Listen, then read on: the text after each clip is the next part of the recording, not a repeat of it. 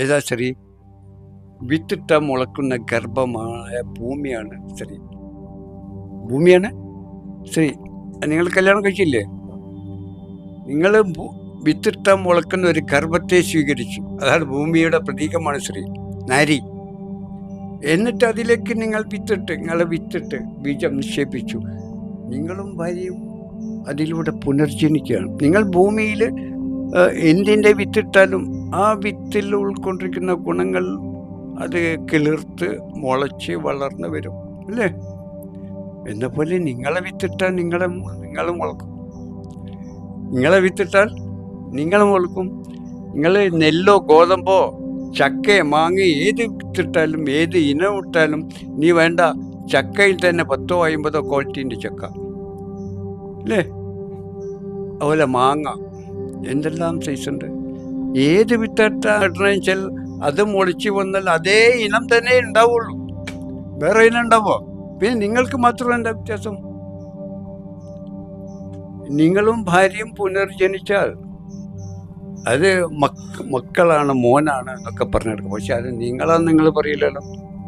നിങ്ങൾ തന്നെയാണ് നിങ്ങളുടെ വിത്തിലൂടെ പുനർജനിക്കുന്നത്. നിങ്ങളും ഭാര്യയും ചേർന്ന് അതിൽ വിത്തിട്ടിട്ട് നിങ്ങളും ഭാര്യയും ചേർത്ത് കുഞ്ഞുങ്ങളായി പുനർജനിച്ചു. നിങ്ങളാണ് കുഞ്ഞുങ്ങളായി പുനർജനിക്കുക. കുഞ്ഞുങ്ങൾ വേറെ ഒന്നല്ല, നിങ്ങൾ തന്നെയാണ്. ഇതാണ് പുനർജന്മം. മരിച്ചു പോയിട്ടല്ല. ഇവിടുന്ന് എല്ലാവരും പുനർജനിക്കുന്നു. തൻ്റെ വിത്തിട്ട് തൻ്റെ ഗർഭത്തിലൂടെ നാരിയാം സ്ത്രീയും പുരുഷനുമായി നമ്മൾ പുനർജനിക്കുന്നു. എന്നിട്ട് നമ്മൾ ജീവിതം മുഴുവനും ആ കുഞ്ഞുങ്ങളെ വളർത്തി, കുഞ്ഞുങ്ങളല്ല, ആ ശിശുവായി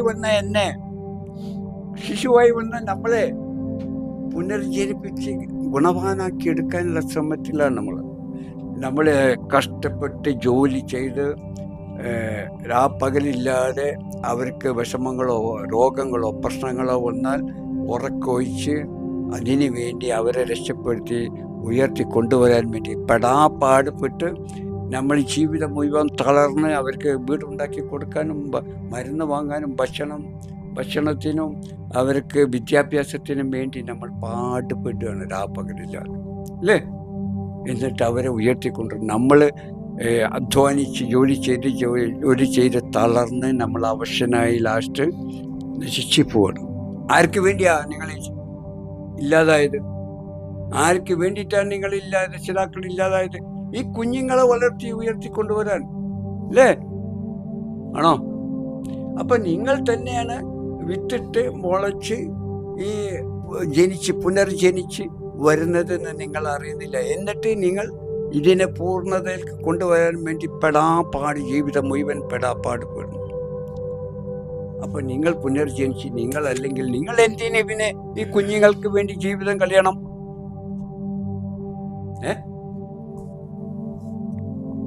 നിങ്ങൾ എന്തിനീ കുഞ്ഞുങ്ങൾക്ക് വേണ്ടി വേറെ ഒരു കുട്ടിക്ക് വേണ്ടി ജീവിതം കളയണം?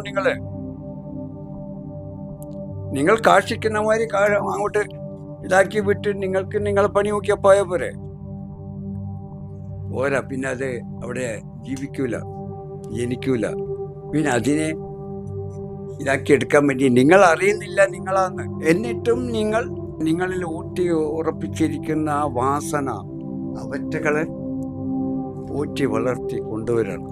എന്നിട്ട് നിങ്ങൾക്ക് മരിച്ചു പോയിട്ടാ പുനർജനിക്കാനുള്ളതെന്ന് പറഞ്ഞു. ഈ പുനർജന്മം നിങ്ങൾ കാണുന്നില്ല. ഖുറാനിൽ കാണിക്കാം ഞാൻ, സൂറത്ത് ഹജ്ജില് 22-ാമത്തെ. ഹേ മനുഷ്യരെ, പുനർജന്മത്തെക്കുറിച്ച് പുനരുദ്ധാരണത്തെക്കുറിച്ച് നിങ്ങൾ സംശയാലുക്കളാണെങ്കിൽ ഓർക്കുക.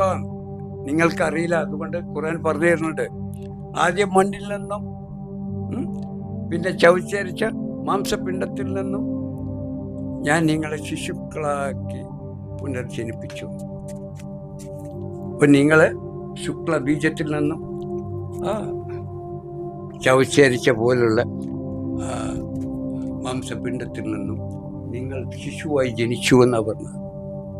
തൊട്ട് ആയത്തിൽ പറഞ്ഞ് ഭൂമി വരണ്ട് കിടക്കുന്ന ഭൂമി, അതിലേക്ക് അള്ളാഹു മഴ വർഷിപ്പിച്ചപ്പോൾ നിങ്ങളെ ഭാര്യയുടെ ഗർഭം വരണ്ട് കിടക്കുക, അതിൽ ജനിക്കുന്നില്ല ഒന്നും.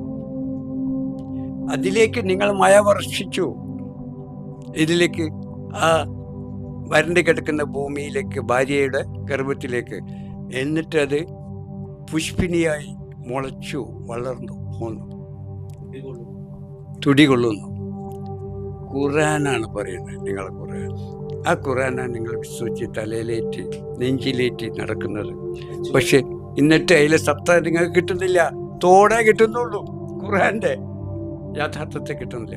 ഈ യാഥാർത്ഥ്യത്തെ ഉണ്ട്, ആ ദൈവത്തിൻ്റെ എല്ലാം ഉണ്ട് എന്ന് പറഞ്ഞ് നടക്കുന്ന ശേഖന്മാരും ബലികളും അവരെടുത്ത് പോയിട്ട് നിങ്ങൾ വഞ്ചിക്കപ്പെടുകയാണ്. ഈ യാഥാർത്ഥ്യത്തെ എടുത്ത് കാണിച്ചു തരാൻ പറ്റുന്നില്ല അവർക്ക്. അവർ ദൈവികമായിട്ടില്ല, അവരാ ഗ്രന്ഥം പഠിച്ചു വന്നവരാണ്. ആണോ? സൂറത്ത് 5 പുനരുത്ഥാനത്തെ കുറിച്ച് പറയുന്നു. നിങ്ങളെ ശേഖന്മാർക്കറിയോ? ഖുർആൻ അറിയുന്നവർക്കറിയോ? അറിയില്ല. നിങ്ങളെ പുനരുദ്ധാരണം, പുനർജന്മം എന്താണ്? അത് അള്ളാഹു കാണിച്ചും അറിയിച്ചും അനുഭവിച്ചും കൊടുത്തവർക്കേ അറിയാം. ഏതല്ലാഹ് കാണിച്ചു കൊടുക്കണം? വെളിവായി ബോധോദയം സിദ്ധിച്ചു ദൈവസാക്ഷാത്കാരം പ്രാപിച്ച ഇബ്രാഹിം, റസൂലും, മുഹ്യദ്ദീൻ, അജ്മീർ ഖാജയും, കൃഷ്ണനും ബ്രാഹ്മണനും, ബുദ്ധനും, യേശുവും മുഹമ്മദും, അതുപോലെ ശ്രീനാരായണ ഗുരു, രാമകൃഷ്ണ പരമഹംസവും, ഇതുപോലെ അനവധി